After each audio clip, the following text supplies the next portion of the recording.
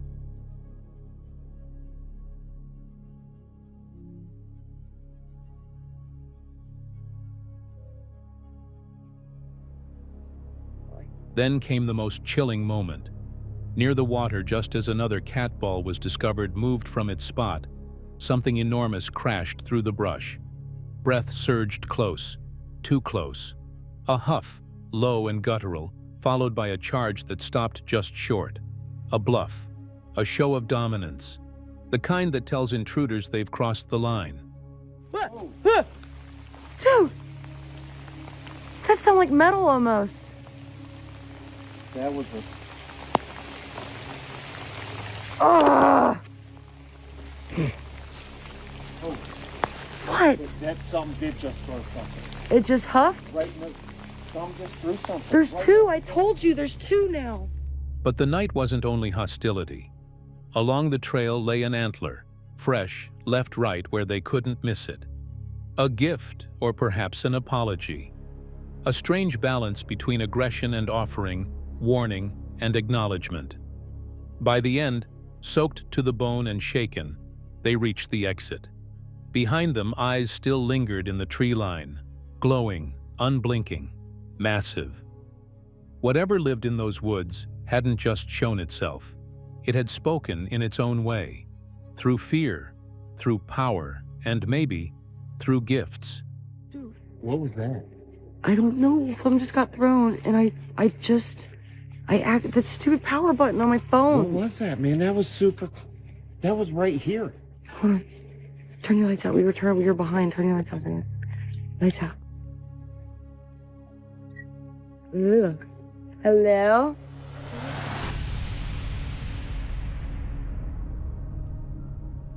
So, what do you think? Were they driven out by territorial giants in the peak of mating season? Or was this something else? Something the forest itself doesn't want us to understand.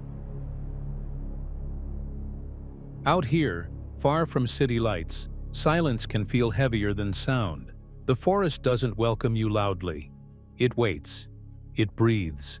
And for some, stepping into these woods brings not peace, but a feeling that something unseen is watching. Tonight, Bear returned to one of the most unsettling places he has ever explored.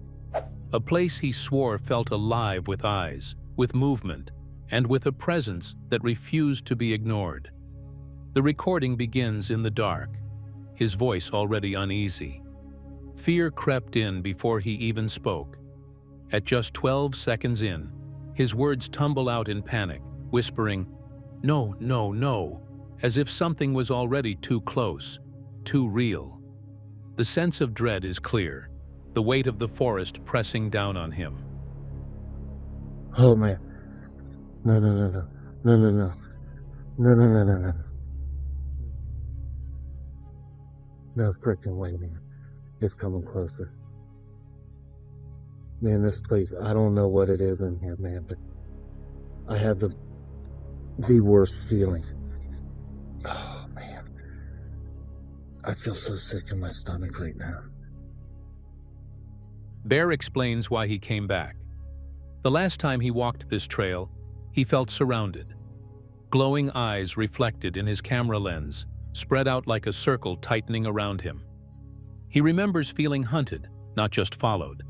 And now, against instinct, he's back again. Only minutes in, before his calls even begin, something moves.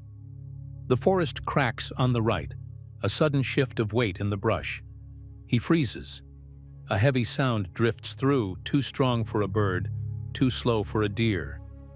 Before I even got the camera started, I was hearing stuff moving on the right side. This place is so scary. The last time I was here, I was surrounded. And you could see the eyes on camera. All kinds of them. It was like I was being hunted. Oh. What was that sound? Oh my goodness. The unease grows. Each step deeper seems to stir something awake. A sharp whoop cuts the silence, followed by heavy steps in the undergrowth. His breath catches, the camera swings, and the dark seems to bend around the noise. Then, a second sound, closer, deliberate. It feels like more than one presence now, spreading in the trees, pacing him. His voice breaks with strain, whispering that it feels like he's about to be surrounded again. What was that?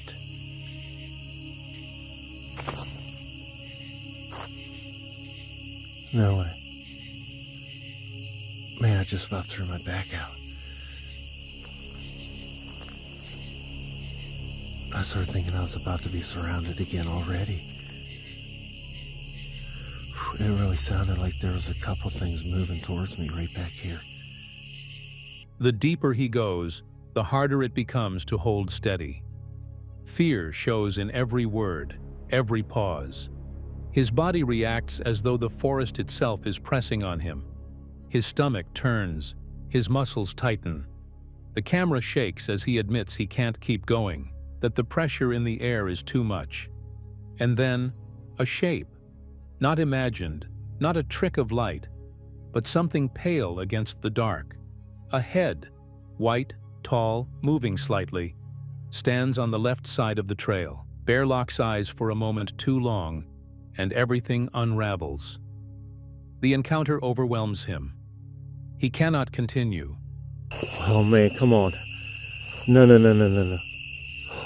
What was that? No frickin' way, man. It's coming closer. Man, this place, I don't know what it is in here, man, but I have the worst feeling right now. I really feel like I'm gonna puke. All my muscles are stinking tightened up. There's no way I was supposed to keep going down that trail tonight. This night ends not with answers, but with retreat. His body told him to leave, and he listened. Still, the question lingers. What did he see at the edge of that trail? Was it a figure, waiting, watching?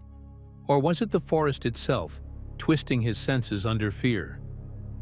It was like a white head, and I could make out a silhouette of, like, it was tall, very tall, and pretty deep down the trail. But it was on, like, right on the left side of the trail. And I'm looking at it, and then it moved a little. And everything, and that's when it was all downhill. I went, oh man, just thinking about it again. Whew, that was crazy. Sometimes the woods don't let us choose how long we stay, and sometimes walking away is the only way to survive. What do you think Bear faced out there in the dark? This footage, taken from the Travel Channel's YouTube archives, tells one of the most disturbing family encounters ever documented. It began not with a sighting, but with a feeling. It was an ordinary afternoon. The family had been outside, enjoying the yard, when the mother suddenly froze. "I got goosebumps," she later said. "It felt like something was coming, from the trees." There was no sound, no movement, and yet the stillness felt wrong, heavy, charged, as if someone unseen was standing just out of sight, watching. Then she noticed something that made her heart drop. The children's swings, which had been still just moments ago, were now swaying back and forth, slowly, rhythmically. The children themselves were nowhere to be seen. Panic set in. It was just an eerie feeling. My hair stood up from the back of my neck. It felt like it was coming from the trees.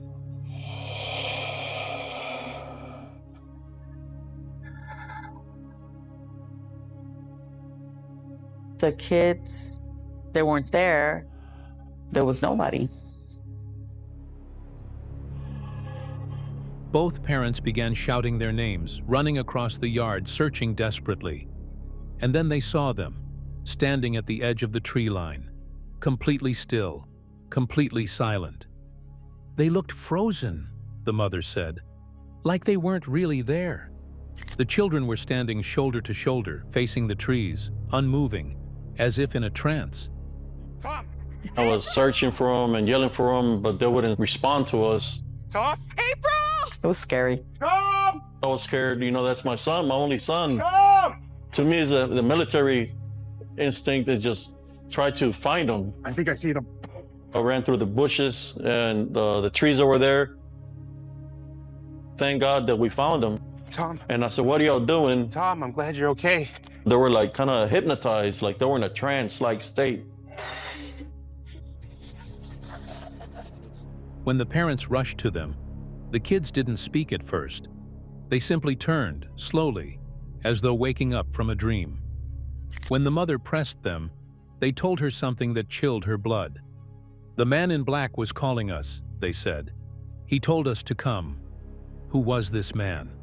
No one had been seen, no footsteps heard, and yet the children were convinced they had followed someone, or something, into the woods. The mother's instincts told her to get the children inside. She grabbed them by the hands and rushed them back to the house. But the father, a former serviceman, stayed behind.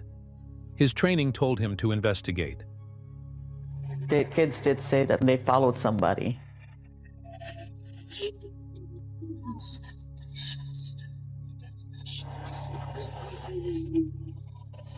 They said the man in black was calling them, and that the man in black called them into the woods.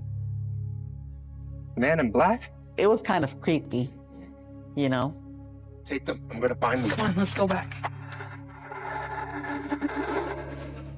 He moved toward the trees, scanning the ground, listening for any movement. He expected to catch a glimpse of a trespasser, a prankster, maybe even a wild animal, but there was nothing. "I had that feeling," he admitted, "that someone was still there, but I couldn't see them. And then I just decided to stop, to pretend like nothing had happened. It was the only way to calm the children and themselves. But they knew what they had experienced was not nothing. That night, the house was locked up tight. No one slept well. I searched everywhere, trying to see if I could find this man in black, but I didn't find nobody. After that day, I would get chills. You know, goosebumps.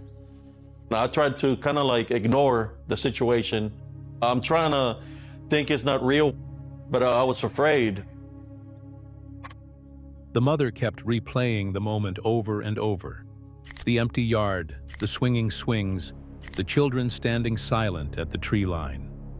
Whatever had called to her kids that day, she believed, wasn't human. And deep down, they all knew it might come back.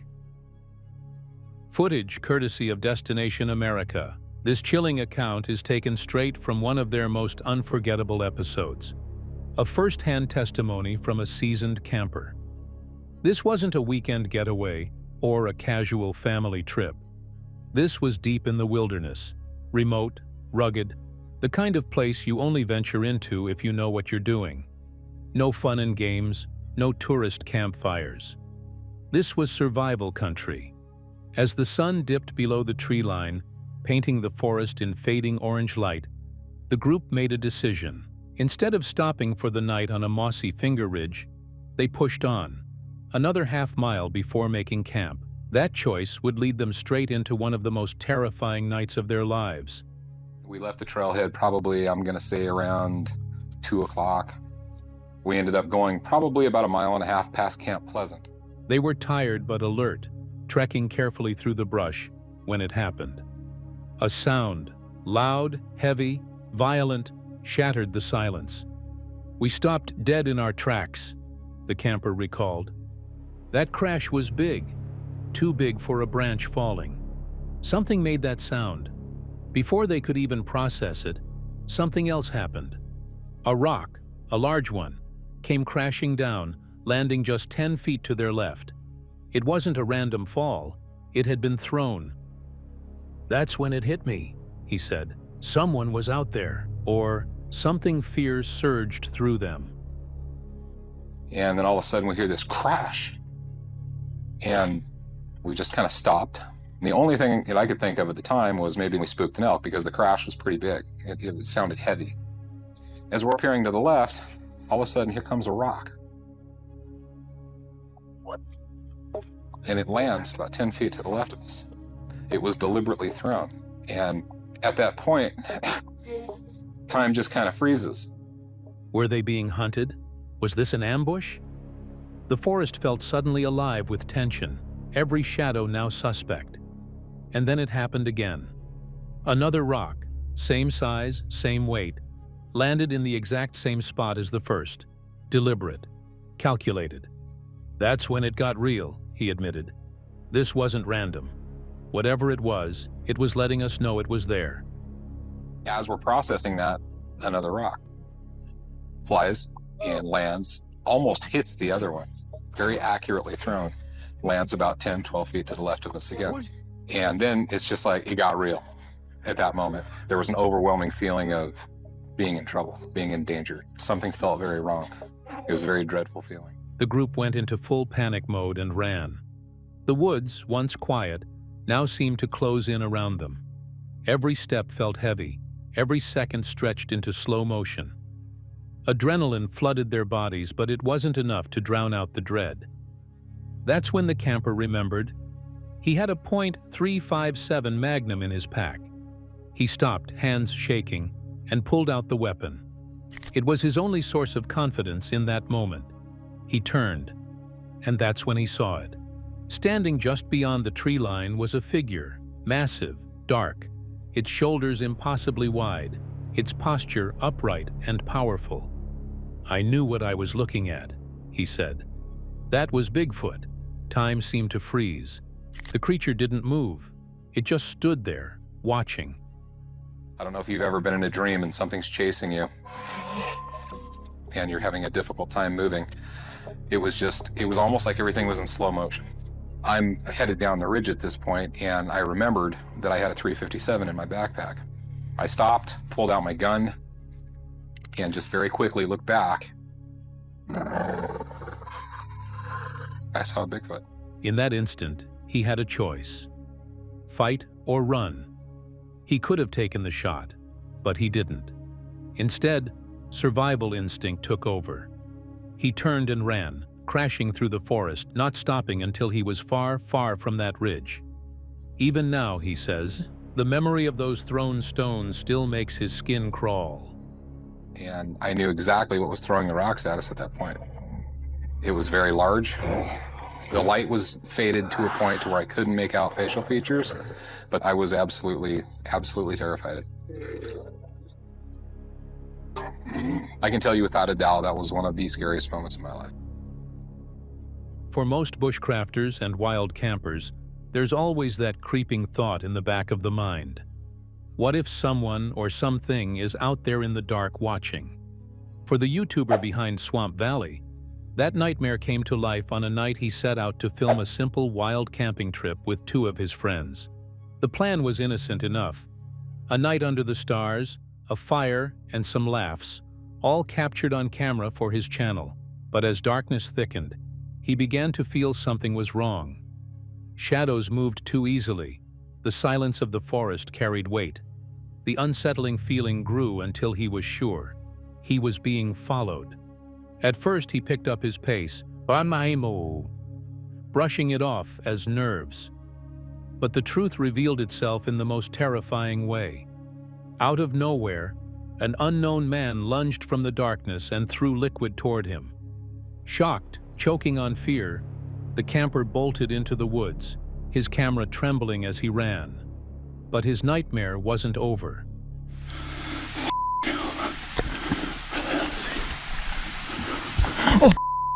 Oh, Jesus! You know. Behind him, the figure chased relentlessly, wielding a fire stick that cut through the night. Gasping for air, sickened by the fumes, the camper stumbled, desperate to find water, a river, any escape. But the pursuer caught up, beating him savagely with a stick. The footage is raw, chaotic, and horrifying to watch.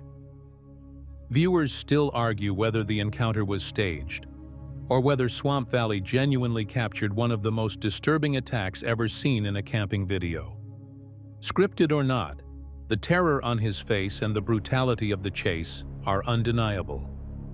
Real or fake, one truth remains. This was every camper's worst fear, dragged from imagination into reality. Solo camping can be peaceful, but it can also turn into a nightmare in an instant. The YouTuber known as Under the Weather learned this the hard way when what began as a calm night in the woods spiraled into one of the most tense experiences of his life. He set up camp, found a quiet spot, and as the sun set, he cooked himself a simple meal. First, he made a warm milk drink in his saucepan, though he accidentally spilled it inside the tent. Later, he grilled a few chicken wings over the fire, ate, and settled in for the night. It seemed like a normal solo trip, until 3 a.m. arrived. He woke suddenly to the sound of laughter. Not cheerful laughter, but something eerie, distant, almost mocking. Then came the grunting, deep, guttural, and close enough to chill his blood.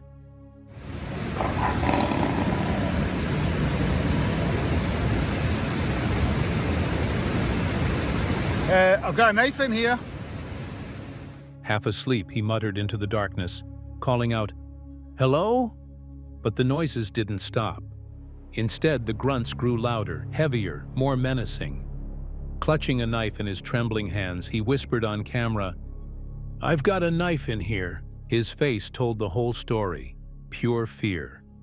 Minutes dragged like hours as he waited, heart pounding, praying it would pass. Finally, with all his courage, he unzipped the tent and looked outside. Nothing. No figures. No eyes reflecting in the firelight. Just silence. Heard that noise again. It sounds like somebody laughing outside, but I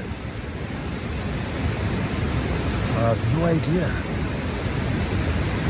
Huh, unless it's the kelpies. Oh. Hello?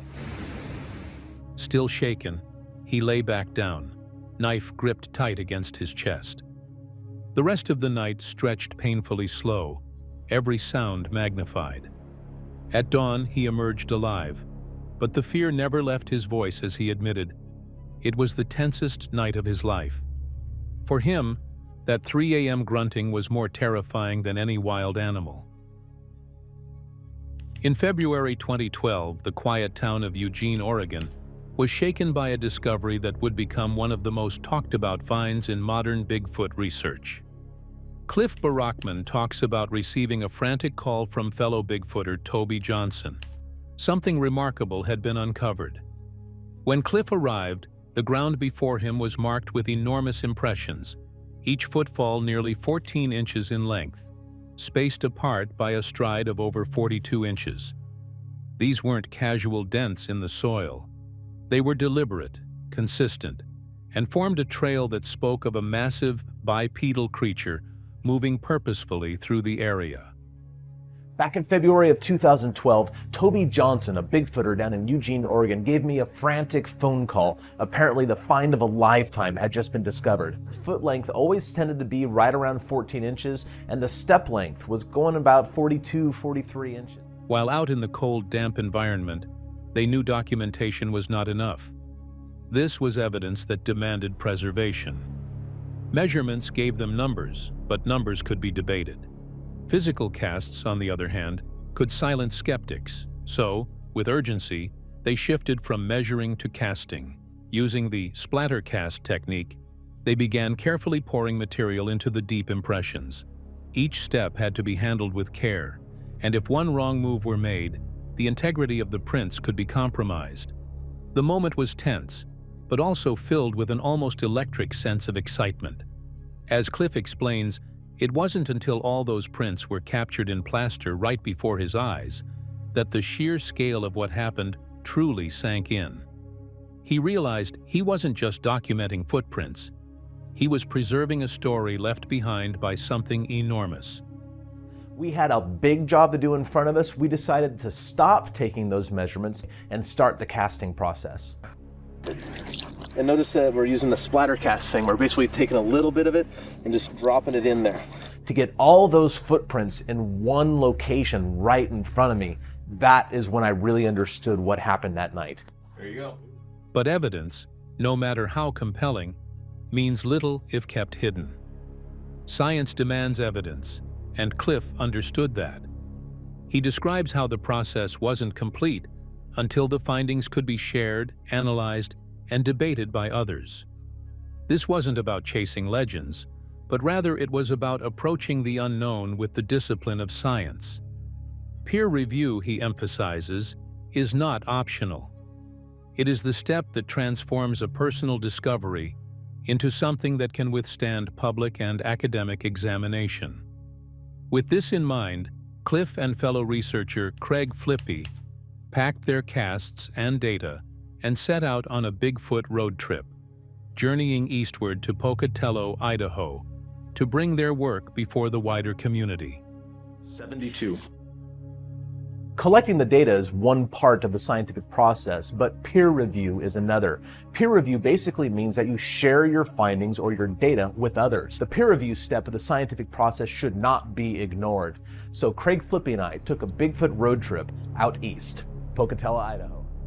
The tracks that were later known as the London tracks had a huge impact in the Bigfoot research. They were the image of fascination and scientific rigor. For years, stories and blurry photographs had fueled debates, but here was something tangible, something that could be weighed, measured, and handed from one set of skeptical hands to another. Looking back, Cliff's experience at that site underscores why the tracks remain so significant. They weren't just footprints in mud. They were an invitation to examine the unknown more carefully, to peel back layers of folklore, and step into the realm of data, peer review, and scientific curiosity. For Cliff, standing over those casts wasn't just about believing. It was about knowing that something extraordinary had walked there and leaving behind evidence that could speak for itself long after the moment had passed. This remarkable footage comes from the hit series Expedition Bigfoot, and what it captures is one of the most intense moments of their entire investigation. Mireya and Russell were deep in the mountainside, working with what they called the ultimate tracking system, an advanced piece of technology capable of detecting bipedal figures that human eyes might miss. Then, suddenly, the system lit up. They had a hit. Russell was already in the field, taking up position, while Bryce monitored the surveillance array. The team could see Russell's live feed on the monitors when something unexpected happened. A figure appeared on the array. It moved from behind a tree, partially visible, but undeniably upright, and it wasn't a member of their team. "That's not one of us," Bryce confirmed. Who or what was it? There's Russ right there. Russ to Bryce. I hear you, Russ. Go for Bryce. You should be able to see me. Do you have me? Yeah, we do see you on the surveillance array. Looking good, buddy. Awesome, man. Let me know if there's anything I need to pay attention to. Copy that. Thank you, Bryce. Stay safe.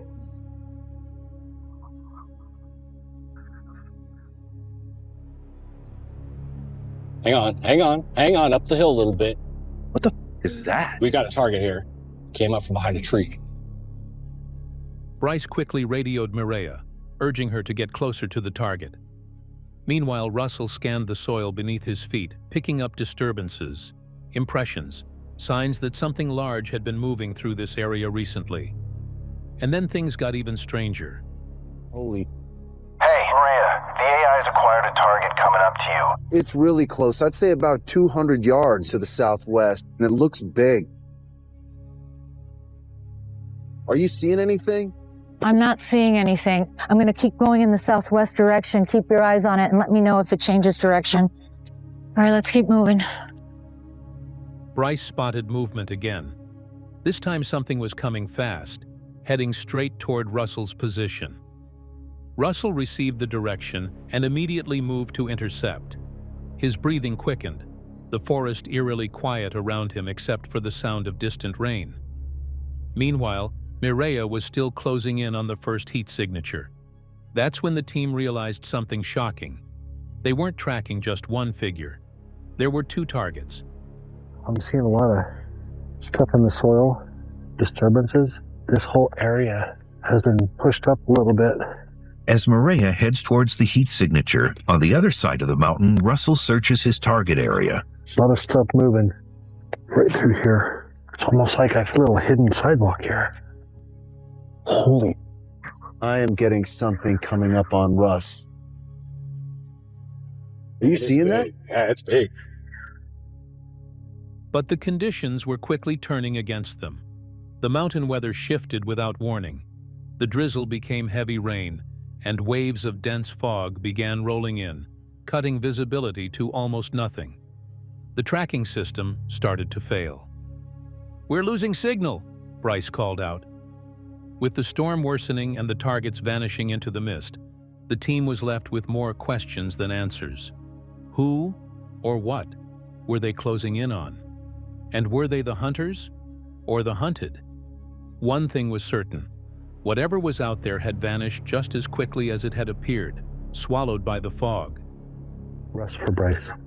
Russell, I got you loud and clear, man. Something just broke a stick out in front of me. Less than 100 yards. How close am I? If you stay that course, you should be able to intercept. Copy that. Moving in.